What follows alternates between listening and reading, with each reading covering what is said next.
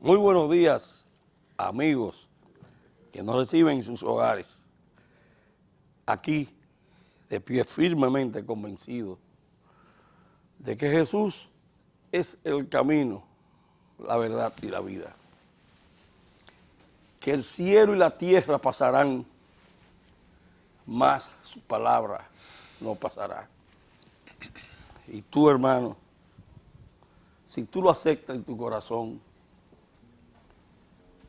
aunque muera aquí, tendrá una vida eterna. Yo te invito a que disfrute de la palabra, a que disfrute de ese constante ir y venir en hombres como yo, que somos inconsistentes, pero que esos momentos de alegría, cuando estamos cerca, valen por infinita hora de tristeza. Escuchemos la palabra.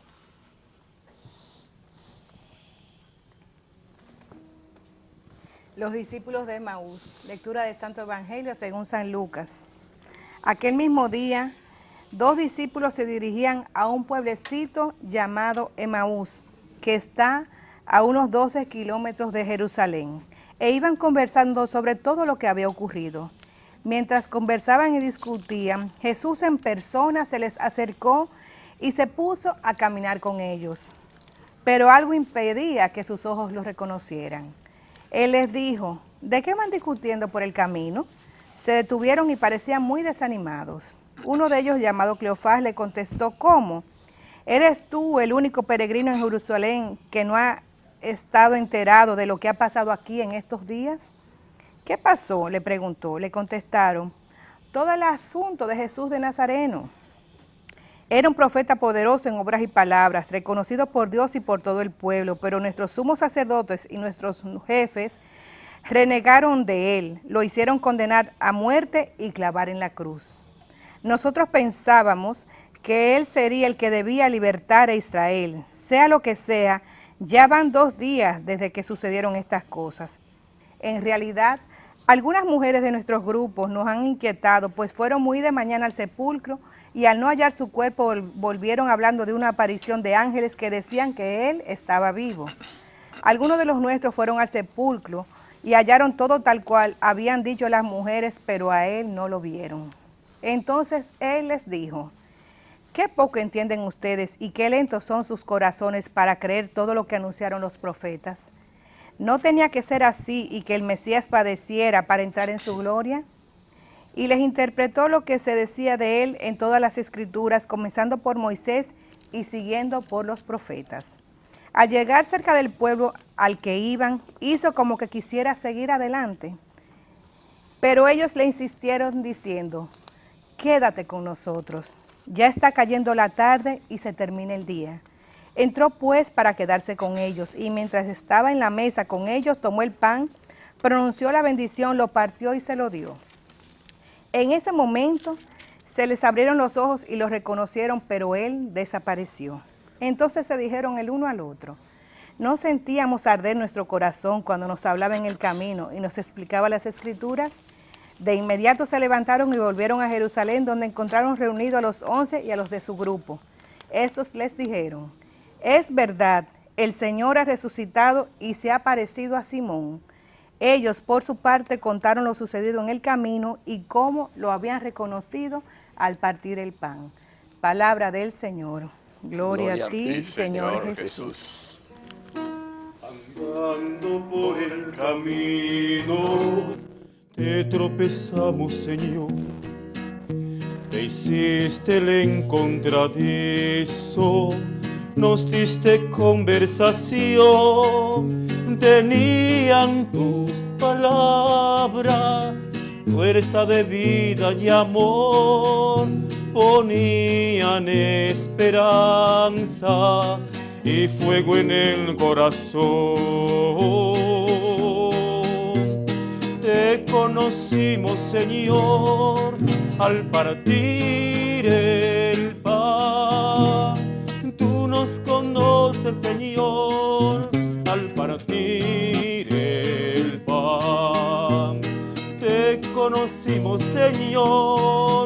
al partir el pan. Y tú nos conoces, Señor, al partir el pan. Muy buenos días, amables televidentes, feligreses, amigos que nos siguen a través de esta radio televisión. Hoy estamos ya en este domingo, en el tercer domingo de Pascua. Desde el domingo de Pascua hasta la fiesta de Pentecostés estamos en ambiente pascual. Eso es un tiempo tan importante que la iglesia celebra la Pascua todo el año. Es decir, cada domingo es una reproducción del domingo de Pascua. ¿Para qué?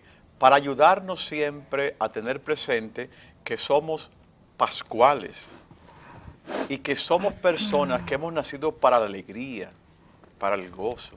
Y por eso la iglesia nos invita todas las semanas en el domingo a celebrar la Pascua en comunidad, a celebrar la Eucaristía. En el día de hoy hemos escuchado un evangelio que conocemos todos, el famoso texto de los discípulos de Emaús. Este texto de los discípulos de Emaús que hemos escuchado, yo descubro particularmente un dinamismo interno, que yo lo describo así. Es decir, es una realidad que está viviendo estos discípulos, pero que podría también estar viviendo la iglesia, la sociedad, el mundo, yo, mi familia. Es decir, que estemos caminando de Jerusalén hasta Emaús. Este es un trayecto que, de acuerdo al texto que hemos leído, es un trayecto que está lleno de desilusión, de desesperanza, de temor, de pensar que todo se acabó. Murió Jesús, vámonos a nuestros pueblos de orígenes, porque aquí no pasó nada. Y se marchan desilusionados. Entonces en el camino Jesús comienza, los encuentra, se hace el encontradizo como un peregrino y comienza a explicarle las Escrituras. Llega a un punto donde Jesús le invita a partir el pan. Entonces los reconocen. Ese reconocer a Jesús es lo que genera entonces la vuelta de Emaús a Jerusalén, que es entonces un camino diverso, distinto, de gozo, de alegría, Amén. de ilusión, de esperanza, de sueños. Eso es. La pregunta que yo me hago es, yo sacerdote, religioso, cristiano, hijo de una familia, ¿en qué movimiento me encuentro yo en este momento? Yendo de Jerusalén a Emaús, un trayecto marcado por la desesperanza, la desilusión, el pesimismo. O yo me ubico viniendo de Emaús a Jerusalén lleno de ilusión, de gozo, de esperanza, de proyectos, de positividad. ¿Dónde estoy? La palabra de Dios en este domingo nos invita a analizarnos, a no quedarnos en el cuentecito, que es muy fácil quizás, sino bajar a las profundidades. La primera cosa, hay 4 verbos que yo distingo en este texto que son fundamentales. Jesús ve a los discípulos y los discípulos lo ven a él. Primera cosa, los ve. La segunda cosa que hace es que lo escuchan. Y él también, Jesús, escucha a los discípulos que van caminando. Le va explicando las Escrituras. El otro verbo fundamental es que lo entienden. Lo entienden. Entonces, al entender las Escrituras, parten el pan y lo reconocen. Y entonces el cuarto verbo es tocar. Jesús los tocó, los cambió, los transformó.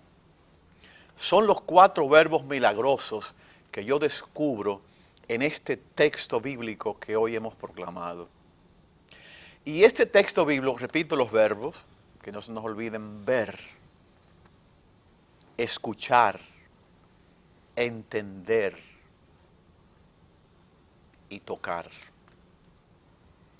Son los 4 verbos que toda persona que se propone acompañar a alguien debe tener presente. Papá en familia, el gerente o el empresario en su empresa, el sacerdote en su parroquia, el obispo en su diócesis, el papa en la iglesia, el presidente en su país, la Comunidad Europea, el Parlamento Europeo, la Comunidad Europea. Es decir, tenemos que ver, primero que ver a las personas para ver cómo se sienten, cómo están, escucharlas, entenderlas y tocarlas. En un proceso de acompañamiento son 4 verbos fundamentales. Y un elemento fundamental que lo trae a colación Jesús para que podamos entenderle a Él es la palabra de Dios. Desafortunadamente, yo veo multiplicarse cada vez más lo que se llama comúnmente los libros de autoayuda.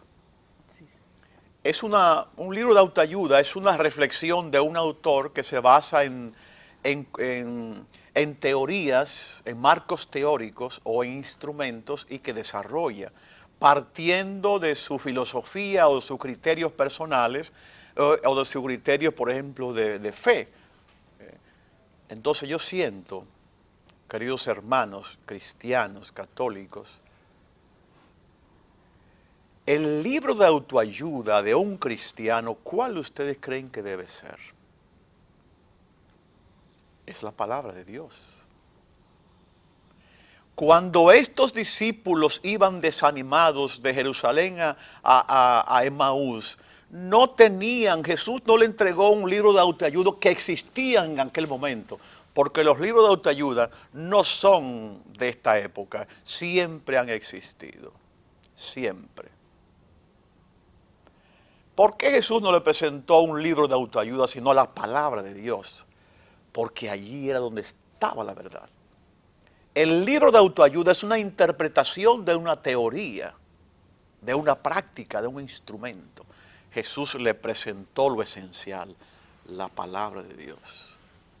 Si queremos entender a Jesús, si queremos comprender la Eucaristía, si queremos conocer a Jesús que va en el camino, tenemos que estudiar la palabra de Dios, leer la palabra de Dios, multiplicar los círculos bíblicos en las parroquias, para que se convierta la palabra de Dios, la Biblia, en el libro de autoayuda de todos los cristianos.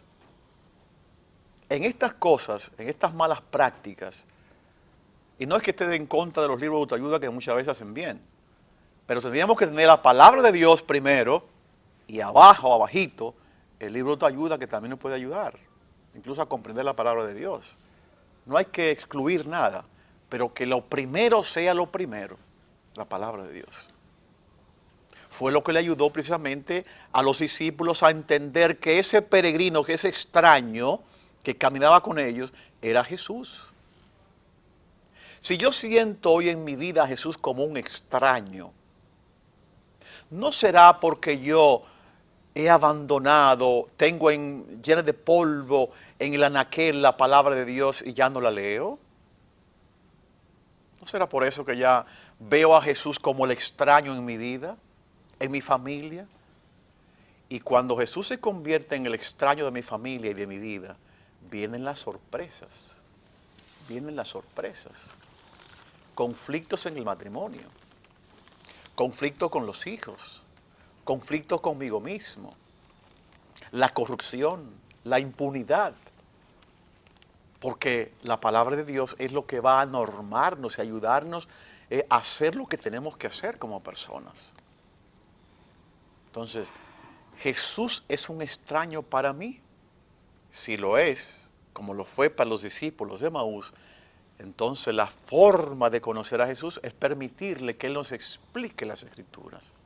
Que Él camine con nosotros el trayecto de Jerusalén a Emaús. Para que entonces se genere el otro movimiento. El gozo, que se abre el corazón. ¿No ardía nuestros corazones mientras nos explicaba la palabra de Dios? Claro que sí que ardía. Porque estábamos abiertos.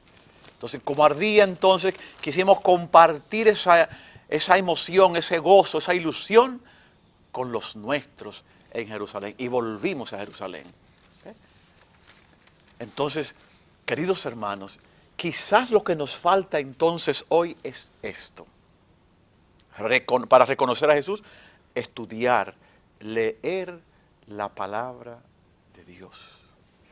Para que no tengamos a Jesús como un extraño y para que no se sigan dando sorpresas en nosotros. Ustedes sabían que una persona que tiene problemas de estado de ánimo por las circunstancias que sean, hay depresiones endógenas y exógenas, me refiero aquí a las exógenas, a las externas, que son generadas por situaciones externas, eventos que acontecen en nuestras vidas. Generalmente esas depresiones, no me refiero a las endógenas, que son generadas por situaciones físicas en mí, pero las exógenas, por eventos externos a mí, son generadas simplemente ¿por qué? Porque me siento solo, porque voy caminando de Jerusalén a Emaús, desilusionado, desesperanzado, nadie está conmigo, nadie me quiere, nadie me ama, nadie me busca. Claro, si tú abandonaste y rechazaste a aquel que más te ama y te amó tanto que se entregó por ti, murió por ti y lo pusiste a un lado. Y buscaste quizás situaciones, circunstancias, personas que lo que buscaban era el interés personal. No querían tu bien, sino que querían servirse de ti. Si Jesús es el amigo que está siempre ahí y que quiere ayudarnos, acompañarnos, animarnos ante las vicisitudes de la vida, ¿por qué lo vamos a excluir, a sacar de la familia? ¿Por qué? ¿Por qué razón? ¿Por qué razón ya hoy somos conscientes de que nuestras familias, generalmente porque estamos ya no hay un ambiente cristiano en la sociedad? Antiguamente, en los años 50, 60, 70, se generaba un ambiente cristiano en toda la sociedad, la familia. Estaba protegida la familia, ya no está así, ya no está protegida. Ya hay que comenzar en la escuela y en la familia con el ABC del cristianismo. Y el ABC del cristianismo comienza con el catecismo de la iglesia, con la palabra de Dios, para ayudar a las personas a entender quién y qué es Jesús para mí. Hay que comenzar en ese ABC para que nos ayude entonces a descubrir, a reconocer a Jesús al ir en el camino, al partirnos el pan. Queridos amigos, nosotros los cristianos, los seres humanos, hemos sido creados para volar alto. Somos águilas. Pero desafortunadamente nos mantenemos como aves de corral, como gallinas. Y cuando yo camino de Jerusalén a Emaús, estoy en un ave, comportándome como un ave de corral, como una gallina. Pero cuando vengo de Emaús a Jerusalén, ahí entonces estoy ejerciendo y viviendo mi vocación de cristiano, como un águila que vuela alto, proyectos altos, visión grande. Hemos de pensar en grande y la palabra de Dios tiene que ser el fundamento de esos proyectos y de ese pensar en grande. Que este texto evangélico hoy nos ayude a analizarnos y a pensar profundamente en nuestros compromisos como cristianos, como religiosos, como sacerdotes, como obispos en la iglesia. Amén. Gracias. Padre, sin desperdicio. Realmente ese camino de Emaús es como bien usted dice, todos estamos llamados en nuestro trayecto de vida, que para mí es el mismo camino de Emaús, que muchas veces nos sentimos tan desesperanzados, tan tristes, tan solitarios, pero a sabiendas de que Jesús nunca nos ha dejado, que siempre ha estado con nosotros, que Él sencillamente a través de la oración y la palabra de Dios, esa carta magna que es las enseñanzas, su moral, los códigos, lo que tenemos que hacer como cristianos, nos ha dejado. Él no es que no está con nosotros, es nosotros que no lo buscamos a Él. Quédate con nosotros. Esa palabra, Padre, me conmueve profundamente, porque Él nunca me ha dejado. Eso yo lo tengo como un testimonio de vida, donde cuando yo no conocía de Jesús y reflexiono sobre las cosas que me han pasado, yo, yéndome más a fondo, sé y reconozco que Él nunca me dejó sola. Vamos a pedirle al Señor en este día, en nuestro camino de Emaús de nuestras vidas, que no nos deje solo, no, sino más bien que aprendamos a reconocerlo, que nos quite esa mirada miope, que no permite que nosotros veamos a Jesús en cada cosa que nos sucede cada día, en cada hermano que se acerca a nosotros, en cada situación que tenemos. Todo es permitido por Dios para que nosotros crezcamos en el amor, crezcamos en la compasión, en la caridad, en el acompañamiento, en la escucha. Vamos a pedirle al Señor que nos quite todos los velos que no tenemos para reconocerlo en todo y en cada momento. Y así poder ser mejor cristianos, que es el camino y el llamado que tenemos cada uno, que a través de nuestro testimonio de vida evangelicemos a cada hermano que se nos acerca. Martín. Sí, lo que pasa es, yo aquí observando, es que no creímos en el testimonio de las mujeres. Los hermanos de Emaús ni nadie. No creyeron en el testimonio de las mujeres, del Cristo vivo, del Cristo resucitado. Esas tipas estaban locas, ¿sabe Dios lo que se habían bebido? No creyeron. Entonces, como no creyeron en ella, en ese testimonio del Cristo resucitado, por eso es que lo acompaña. Y llega un momento que entonces ellos quieren la compañía, quédate con nosotros. Como dice Piroca, siempre ha estado con nosotros. Pero ellos no lo sentían. ¿Por qué no lo sentían? Porque lo que él les había enseñado, ellos no lo estaban practicando. Ellos eran gente de poca fe. Ellos no estaban creyendo que la verdad, él era un Dios vivo, un Dios resucitado, Cristo resucitado. No le prestaron atención a las mujeres. Entonces, fíjense que en ese mismo evangelio aparece Simón luego. Ese es Pedro, por eso es que yo soy tan pedrista. De ahí no se sabe si era que Pedro creía o no creía. Sí, Pedro sí creía, ya en ese entonces. Pedro no estaba, en la duda de ellos, Pedro no estaba. Pedro entonces aparece y se integra con ellos.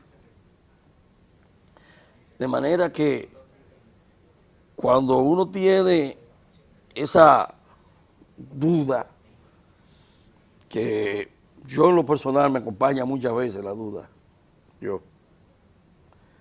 me río mucho porque recuerdo a Pablo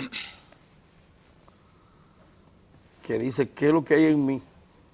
Que sabiendo que no debo hacerlo, termino haciéndolo. Sí, pero el hombre repite tanto. Oiga, ¿cómo es, padre? Él, a sabiendas de que él lo hace mal, entonces él se justifica, él se autojustifica frente a Dios. Pero eso dice ella, porque yo no termino la oración. Exacto. Porque también Pablo dice, y tan solo clamarlo a él, hago lo que no debo, en vez de hacer lo que no debo. Y tan solo clamarlo a él. Cuando uno tiene esas tentaciones, pero tú tienes que hacerlo de verdad. Entonces, tan solo clamarlo a él. Y eso no pasa todo. Muchas veces tenemos la duda de hacer cosas. ¿Lo hago o no lo hago? ¿Lo hago o no lo hago? Y cuando tú de verdad, tú te entregas, tú haces verdaderamente lo que debe hacer. Es como dice el padre, es que el código está aquí en la palabra, porque queremos ahora Sí. en este relativismo llamar al mal bien y al bien No, mal. no, pero es que fuera de cámara ya lo habíamos hablado y el padre lo explicaba muy bien, que Jesús siendo un niño, ¿con quién se juntó? Con los sumos sacerdotes, con los escribas, con lo que más sabía, y estaba de tú a tú con ellos. Sin embargo, ya ves, Jesús ya es hombre, ya terminado, porque hay muchos que les gustan hablar polvo de garza, qué sé yo. ¿Y dónde estaba Jesús? Donde le diera la gana. Jesús se estaba preparando para poder explicar un evangelio, palabra de vida, como es hoy. Donde estaba Lucas, Lucas no estaba, y tú quieres un evangelio mejor de Cristo que ese que hace Lucas, que no estaba, que quien estaba, por ejemplo, era Juan, que estuvo siempre, y que era el más joven. El evangelio de hoy es el de Lucas, y Lucas te va haciendo una descripción de Maús, que si tú te pones, tú llega un momento que tú vas caminando con los hermanos de Maús, tú vas caminando al lado de ellos. Es una obra de arte ese texto. Es una obra de arte Literaria. porque fue inspirado por el Espíritu Santo. Entonces, eso es lo que pasa. Tú tienes que abrir tu corazón, así que pon tu corazón en el amor de Dios y ahí, con la música, tú lo vas a encontrar. ¿Verdad que sí?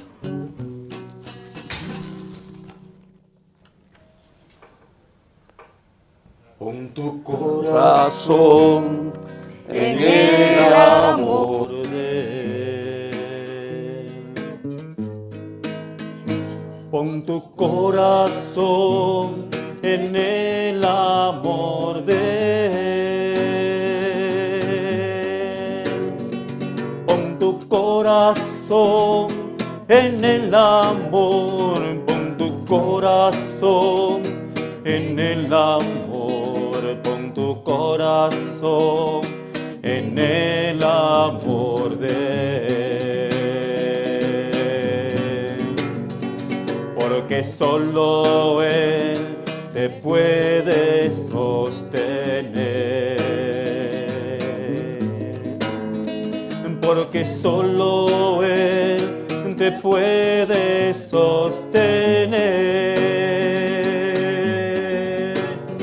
Pon tu corazón en el amor, pon tu corazón en el amor, pon tu corazón en el amor de Él, en el amor de Él.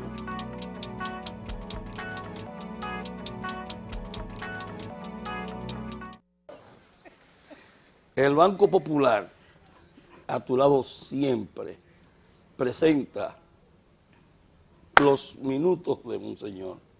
Los minutos de Monseñor hoy están llenos de agua. Jarabacoa está declarado hoy en una situación difícil. Ya Monseñor ya hoy fue a trabajar. ¿Sabe que Monseñor trabaja en la mañana y en la tarde? Eso es de rigor. Qué maravilla, qué maravilla. Sí, sí. Y no pierde el sentido El humor, siempre. del humor, y sobre todo a veces se pone a meterse en cosas que no debe ser. Luego le voy a contar lo que No, me pero dijo tú lo la- puedes contar aquí, eso no es nada, porque Monseñor se pone a meterse en cosas que no debe. Tiene que meterse en rezar más y no meterse en esas cosas. Mire, usted no sabe que yo fui para Semana Santa, yo me fui para Jarabacoa. Y voy yo allá, cuando llego, siempre me paro allá en el aspirantado. Entonces me dice Monseñor, cuando voy a saludarlo, y Martín, digo, lo dejé allá, yo creo que viene el viernes, eso era un lunes. Y me dice, ¿usted está consciente de que si usted lo deja solo, él puede hacer lo que quiera? Digo, él es libre, Monseñor. Él es libre para hacer, sí, así mismo. Él es libre para hacer lo que quiera, pero eso me dio a mí una risa tan grande. Y llamé a Martín, dice, Monseñor, Martín, pero no está de mi lado. Entonces Pero yo lo Monseñor, llamo, ujú. digo, usted se pone a estar dando consejos que usted no debe dar. Martín, pero tú sabes que yo la mente no la tengo muy bien. Ella te dijo eso. Tú sabes que la mente yo no la tengo bien. Bueno, Miren, señores, cuando se hacen programas en vivo, siempre fuera de cámara se hacen algunos comentarios. Y fuera de cámara hablábamos justamente de dos monjes que a mí en lo personal me caló mucho. De uno que estaba, no sé quién fue que me lo mandó, muy triste, o no triste, muy concentrado, pidiendo por el mundo, pidiendo por cosas que algunos hermanos le mandaban para que pidiera por ellos. Y él estaba muy concentrado, mientras que el otro estaba muy risueño. Entonces le preguntaron al que estaba risueño que por qué él estaba tan risueño mientras el otro estaba tan triste.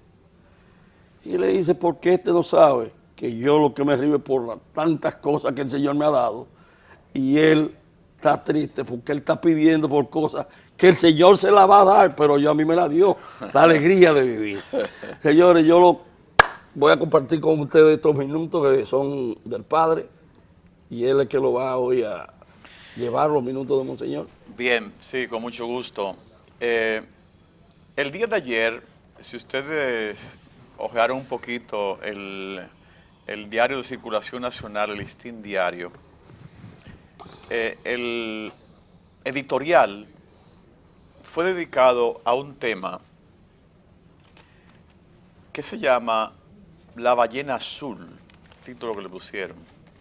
Y hoy he visto también que algunos diarios de circulación nacional también, como el Nacional, retoma el tema. Parto de este hecho particular, pero quiero irme a algo general. Es decir, ¿en qué consiste esto de la ballena azul? Es una famosa serie que se está proyectando a través de algunas compañías o agencias que tenemos acceso a través de internet. Y es una serie donde actúa, o es de Hannah Baker, que me parece que se llama la autora, o la principal artista, la adolescente que representa ese papel. Entonces consiste en 13 pruebas que la persona tiene que ir superando para lograr la meta que se propone. Y la última meta que se propone es desafortunadamente una cosa impactante, el suicidio. He visto también que ya algunos profesionales de la conducta de nuestro país, como es el caso del doctor Mella, un reconocido médico psiquiatra de nuestro país, se pronunció sobre el particular. Es decir, la comunidad internacional está alarmada con la situación de estas series que se van generando y que tienen un impacto negativo socialmente y sobre todo en poblaciones muy específicas, en este caso los adolescentes. Y ya han habido casos, muchos casos, de jovencitos y jovencitas que han hecho intentos de suicidio. Son siempre experiencias que, si se dan cuenta, se van repitiendo a lo largo de los años.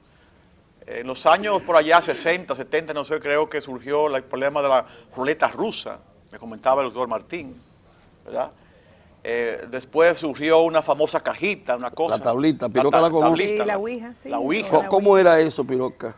Eso era invocando los espíritus malignos. Exacto. Pero ¿cómo era que se hacía? No, yo nunca la jugué porque no, de verdad, yo le tengo mucho temor a eso, pero eso era invocando los espíritus malignos, padre, y de hecho, usted sabe que el mundo espiritual realmente existe, que sí. Hay mucha gente que no quiere creerlo. Entonces, en el mundo espiritual, al invocar los espíritus, ellos se posesionaban de los muchachos. Y ya usted sabe las cosas, porque ¿qué pasa? A nosotros entrar en el mundo espiritual y darle permiso a los espíritus del bien o del mal. Entonces, en este caso, el espíritu maligno, cuando uno le da ese permiso, esa brecha, ya sea por el pecado, por invocaciones, o porque realmente uno le abre la voluntad, ellos ejercen el derecho. Y de ahí ya usted sabe lo que se deriva. Sí. Entonces, eso de la ouija es algo, entonces la gente pensaba que las almas que se habían ido le estaban hablando y eran ellos mismos a través de, bueno, ya usted sabe. Pues este ejemplo, le decía, le ejemplificaba esto para ir ahora a lo que quiero realmente exponerle. Normalmente, yo me doy cuenta que a nivel social y la prensa tiene algo también que ver en esto, tendemos a perseguir efectos o síntomas. Usted se imagina, por ejemplo, que usted va al médico y le dice, mire doctor, yo tengo una pequeña fiebre que no se me quita. Y el médico entonces le dé a usted, se centre en el efecto y le dé una pastilla para enmascarar los efectos febriles. Le va a quitar la fiebre, pero el problema sigue internamente comiéndole.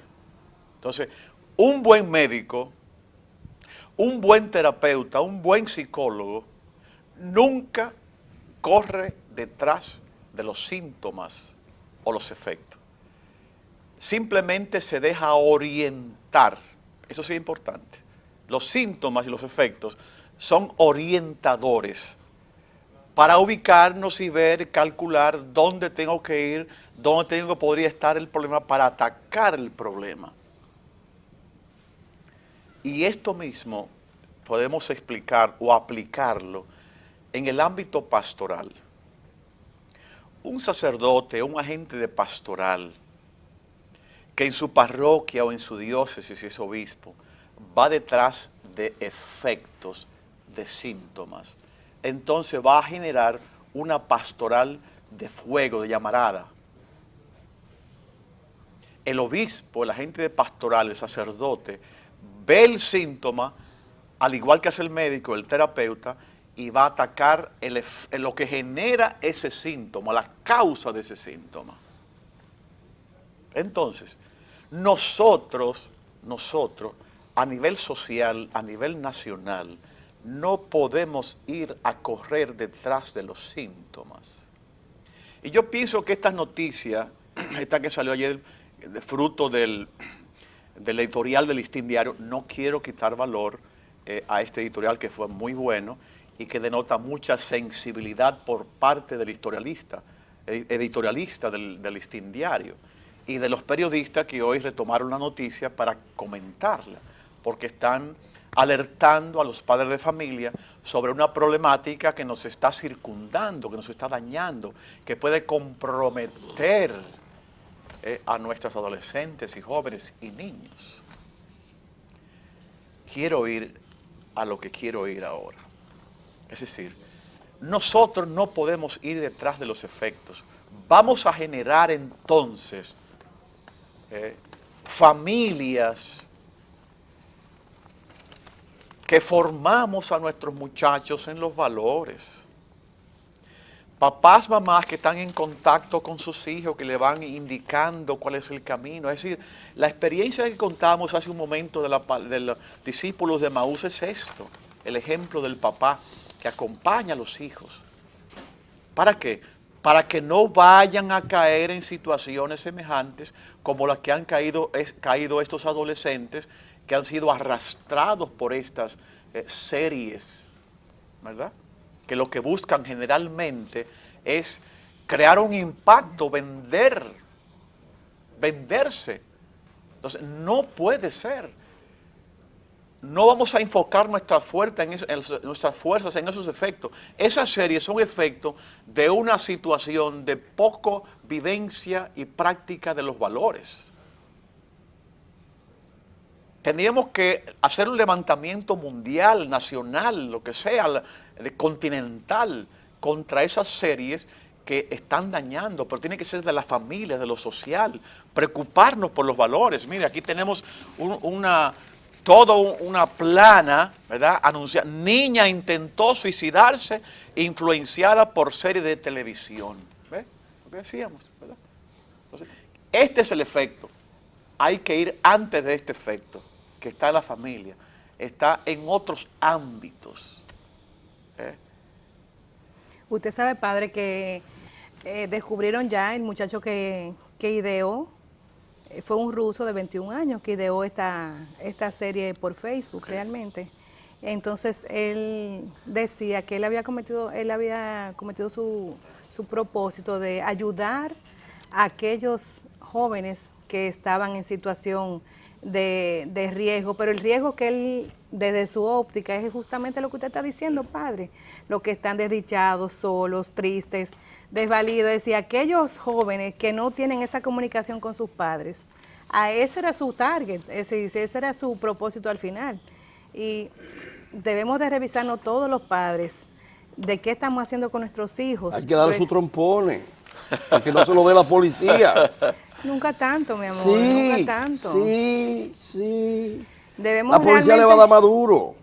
Sí, es una... Yo pienso que la cuestión, Sus trompones. aunque es una cuestión Padre, que ha generado hay un que darle problema sus trompones. social, ¿verdad? Así mismo, padre. El problema no es combatir esto, aunque hay que hacerlo. El problema es ir antes para que esto no se genere. Es formación. Es tener cuidado que cuando se generan ciertas series, ¿qué es lo que se busca con las series? Saber que esas series, por ejemplo, cuando son proyectadas, van a impactar en distintas poblaciones que están viviendo situaciones diversas. Un niño, un adolescente bien formadito, con todas sus capacidades, va a saber que eso es imposible. ¿Cómo yo voy a suicidarme si yo amo la vida? Pero una jovencita, un jovencito que es fruto de una familia con serios problemas internos, con poca valoración de sí mismo, autoconcepto o autovaloración, depresivo, fácilmente te puedes seguir los pasos y caer en la situación. Entonces, es crear una mentalidad, un ambiente, un hábitat axiológico de valores, para enseñar valores, vivir valores, que nuestros niños jóvenes puedan mamar los valores en la familia. Pero para eso hay que empoderarse. Papá y mamá tienen que empoderarse de la más importante empresa que Dios nos ha dado a administrar. Es la familia. Es la más grande e importante empresa, la familia, porque de esa empresa dependen todas las otras empresitas que nos generan recursos monetarios para sobrevivir, para vivir, para ser felices, para vivir honestamente y cristianamente, humanamente. Pero tenemos que fajarnos a invertir en esta empresa que se llama familia. Nosotros los cristianos, hay un grupo, y perdonen que le haga esta acotación refiriéndome a un grupo de la familia salesiana, que se llama las damas salesianas. El criterio de su espiritualidad, ¿saben cuál es?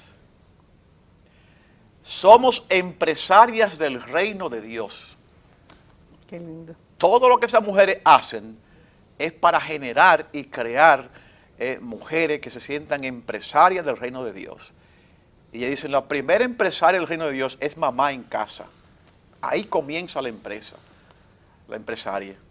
Y cuando papá asume entonces esta mentalidad, entonces la cosa es distinta. ¿Cuándo se abren las inscripciones para llevar piroca? Pero cuando vivimos entonces en la otra cosa, es decir, enfocados en otras empresas que solamente me generan bienes materiales y olvidamos la gran empresa que es la familia, tenemos estos problemas. Cuando papá dice que no tengo tiempo para hablar con mi hijo y con mi hija, ¿qué significa? Que se olvidó de la gran empresa que tiene él en su casa, que es su familia, por tonterías que está haciendo, quizás cosas importantes, excúseme, pero que en comparación con la familia bajan a otro grado, a otro nivel, que son también importantes. Tenemos que dar importancia a todo, pero siempre en su nivel. Trabajo, hay que trabajar para vivir, pero no vamos a poner el trabajo en lugar de la familia.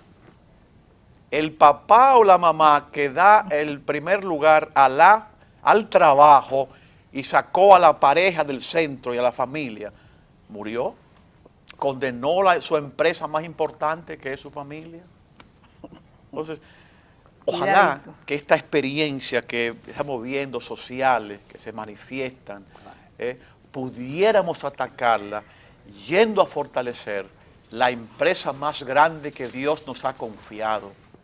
Porque la familia, que es la empresa más grande, es una invención no mía, ni de los papás de la sociedad y del mundo, es una invención de Dios. Así mismo, padre. Y esa empresa, porque es una empresa de Dios, hay que cuidarla. Si cuidáramos esa empresa, no habría que luchar contra el aborto, porque cuidamos la empresa, que son los hijos. El fruto de esa empresa son los hijos, y hay que cuidarlos, defenderlos, amarlos, buscarlos. Pero estamos proyectados en otras cosas. Y como nos hemos descentrado, tenemos estos efectos, que no puede ser, no puede ser. Mire, lo que pasa es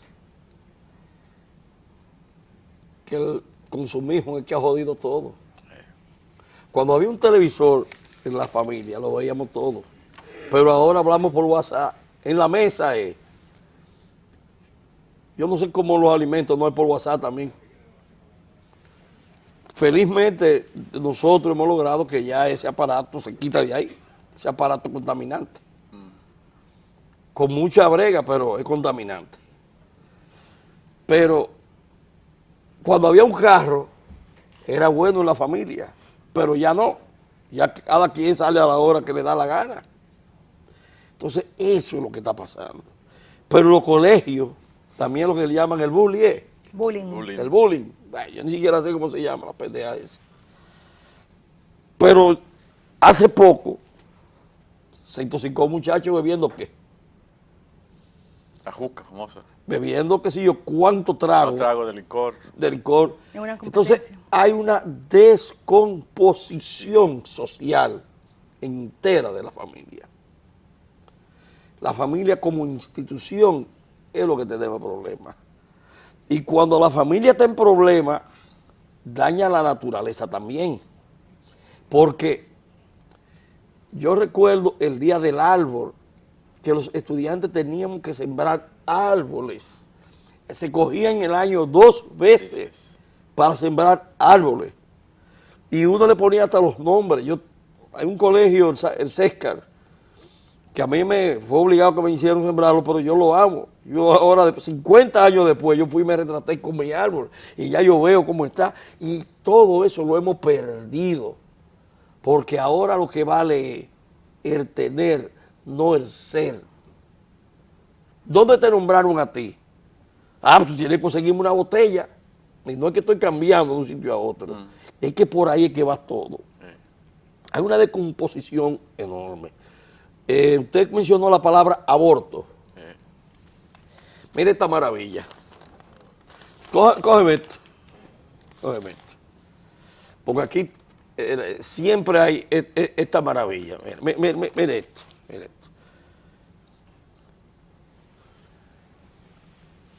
Ya, ¿lo tomaste? Fijo.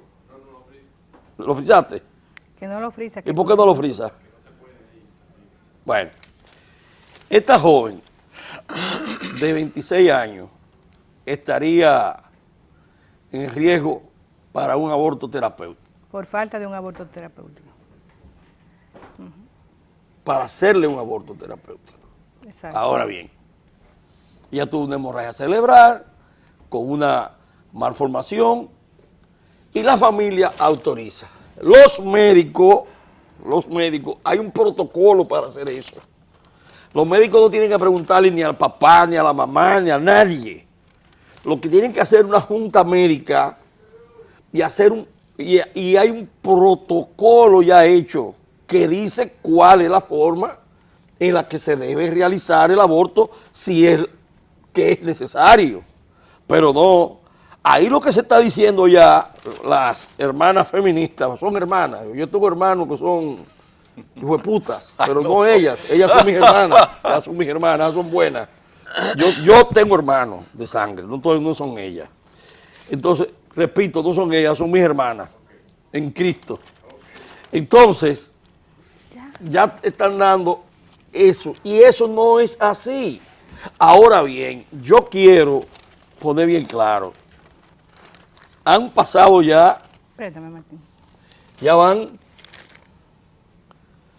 el presidente vetó el proyecto.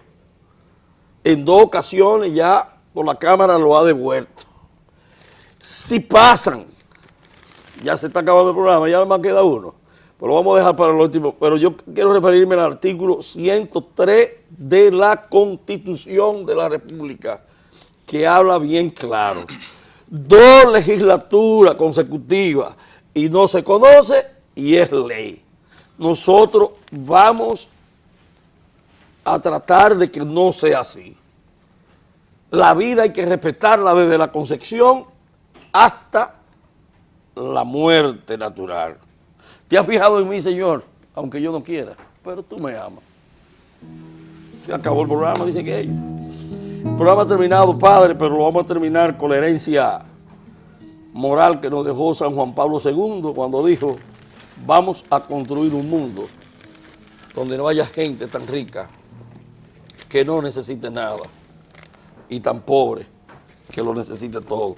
Pero jamás lo terminaríamos sin recibir la bendición de nuestro querido y amado sacerdote. La clave para acompañar a nuestra familia está en ver la persona, escuchar la persona, entender la persona, tocar la persona. Que el Señor esté con ustedes. Y con su espíritu. Que la bendición de Dios Todopoderoso, Padre, Hijo y Espíritu Santo descienda sobre ustedes y permanezca para siempre. Amén. Amén. Bendecito, Señor, las familias. Amén. Bendecito, Señor, la mía también. Bendecito, Señor, las familias. Amén. Bendecido, Señor, la mía también. Bendecid, oh Señor, las familias. Amén. Bendecid, oh Señor, la mía también.